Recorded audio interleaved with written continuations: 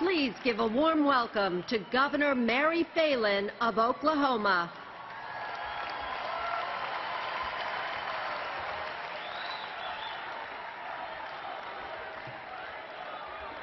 See you over there. Thank you. President Reagan once said, "There are no great limits to growth because there are no limits of human intelligence, imagination, and wonder." He believed, like I believe, like Mitt Romney and Paul Ryan believe, that the potential for America is limitless.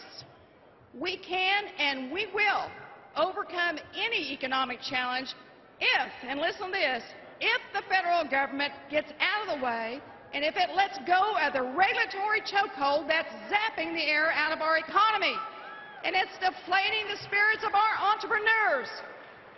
We need a president who will applaud and encourage those who work hard to pursue their dreams, to reach their potential, and in doing so, make themselves and America better and stronger. And that man is Mitt Romney.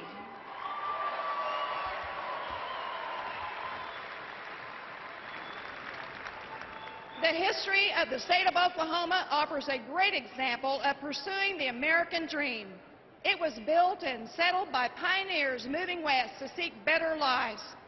During the Great Land Run of 1889, thousands of families rushed up and put a stake down on empty plots of land. They built tent cities overnight. They farmed the land. They worked very hard. And in 1897, 8 years after the land run, a handful of very adventuresome pioneers risked their own money. And listen, it wasn't the federal government's money, no.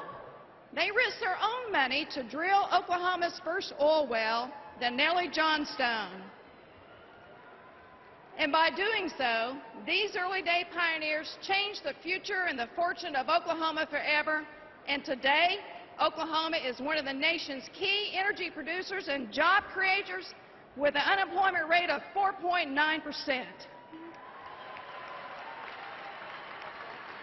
Now, President Obama, he wants us to believe that Oklahomans owe that success to the federal government, to the Department of Energy or the EPA or the IRS or maybe even him.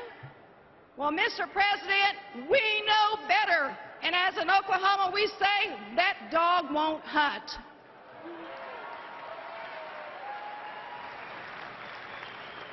We owe these remarkable successes to the imagination and the ingenuity of people like my friend, Oklahoman Harold Hamm. He is the son of sharecroppers and the youngest of 13 children. Harold grew up in a small town of Lexington, Oklahoma. And as a child, he helped out on the farm, and he went to school only after the first freeze or Christmas, whichever came first. And while attending high school, he worked for $1 an hour at a gas station. After school, Harold took a job cleaning out oil barrels. And guess what? At the age of 20, he bought his own truck and he began a one-man oil field service business. He made enough money to begin taking college-level courses in geology and mineralogy.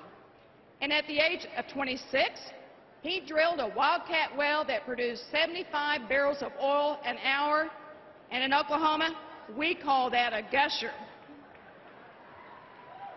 Today, Harold Hamm is the chairman and the CEO of Oklahoma's own Continental Resources, a top 10 U.S. producer of petroleum liquids, and he's got nearly 700 employees operating in 10 states and valued at over $13 billion.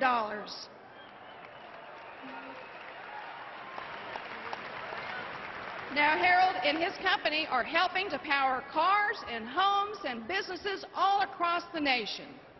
Harold and other energy entrepreneurs have completely transformed the U.S. energy's outlook. And with President Romney, will end America's dependence on foreign oil. And most importantly, we're going to create even more American jobs. Harold's success story is not a one-of-a-kind. It's the American dream, and that has been realized by countless men and women since the very founding of this country. He is just one of the many visionaries and innovators in the private sector that are the true drivers of economic growth and creation. And ladies and gentlemen, that's what President Obama just doesn't get. He'll tell you, if you got a business, you didn't build that. Somebody else made that happen. Well, Mr. President, like who? You think it's the IRS, the EPA, or the federal government? Gosh. The President believes the government is responsible for our successes, and that's why his solution to everything is more government, bigger spending, more regulation, more bureaucratic programs like Obamacare. And he says his plans are working, but look at the results. 42 months of unemployment, over 8%, 23 million Americans out of work, underemployed, or even just not even looking for work anymore. A nation that is threatened by nearly $16 trillion of debt. And families that are feeling pinched, not just by a bad economy, but by a president that promised hope and change and left many Americans with no hope and just change in their pockets. President Obama believes that the power of big government is the key to American success. But let me tell you, Mitt Romney believes in the power of the people.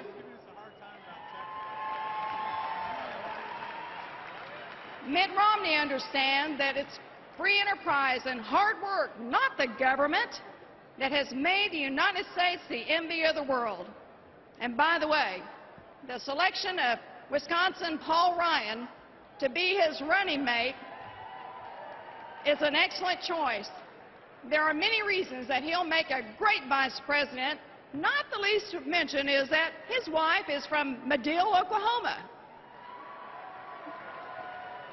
And of course, he has 2 dogs that are named Boomer and Sooner after the Oklahomans in the land run.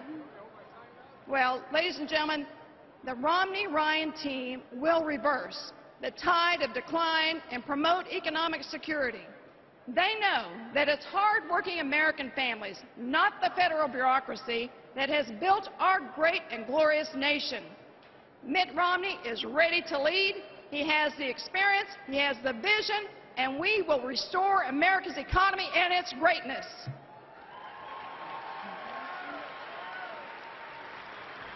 I am proud to support his candidacy for president, and as the next leader of the free world, Mitt Romney will make us all very proud. God bless you, and thank you.